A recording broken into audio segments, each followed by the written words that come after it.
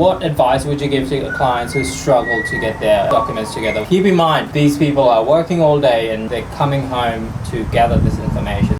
We check all of the documents to see if they are genuine, and we have rejected some clients because their documents just cannot be authenticated, and some clients do feel like they can hand us work that has been created by other people and try to pass it off as theirs. They've got to remember that RPL is recognition of prior learning for their work, not somebody else's. So we are looking to see that it is their work. Best method that we've found is to focus on one unit at a time.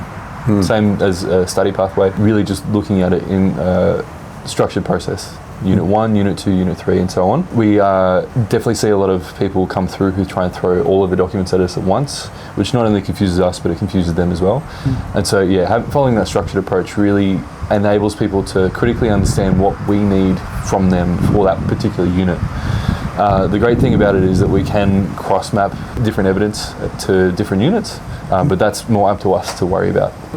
Yeah, I think that's spot on. If someone was studying, and I've done it myself. I've worked all day and then I've gone to uni and listened to lectures until 9:30 at night. So if someone's doing RPL, coming home and then focusing on, let me collect this evidence, then Jake's dead on. Just do one unit at a time, see what you can find, and then move on to the next one when you're done. Yep. Churchill Education really believes in high-tech, high-touch for our clients, so we use technology to provide a lot of touch points to assist them in getting their evidence together, which really sets us apart from the other RTOs, where they might just send them off into the ether, whereas we'll be there the whole time.